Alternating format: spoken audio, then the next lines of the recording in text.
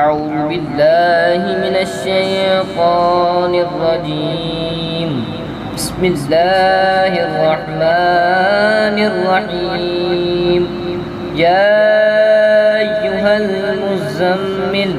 قم الليل إلا قليلا نصفه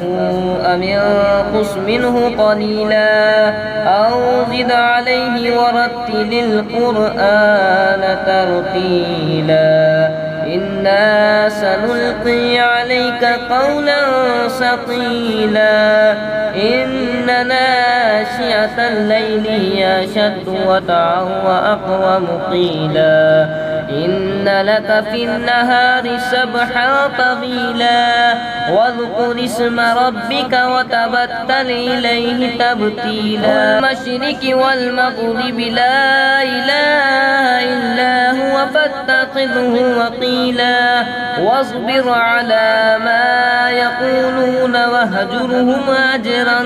جميلا وذرني والمكذبين أولي النعمة ومهلهم قليلا إن لدينا أنكالا وجحيما وطعاما ذا غصة وعذابا عليما يوم ترجف الأرض والجبال وكانت الجبال كثيبا مهيلا إنا أرسلنا إليكم رسولا شاهدا عليكم كما أرسلنا إلى فرعون رسولا فعصى فرعون الرسول فأخذناه أخذا وبيلا فكيف تتقون إن كفرتم يوما يجعل الولدان شيبا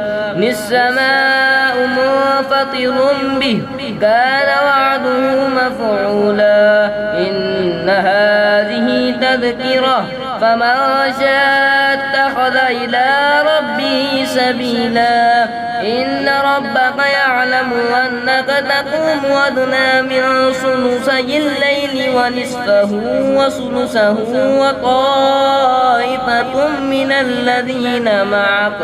والله يقدر الليل والنهار علم أن لن تحصوه فتاب عليكم فاقرؤوا ما تيسر من القرآن علم أن سيكون منكم مرضى وآخرون يضربون في الأرض يبتغون من فضل الله وآخرون يقاتلون في سبيل الله اقرؤوا ما تيسر منه وأقيموا الصلاة وآتوا الزكاة وأقرضوا الله قرضا حسنا وما تقدموا لأنفسكم من خير تجدوه عند الله هو خيرا وأعظم أجرا واستغفروا الله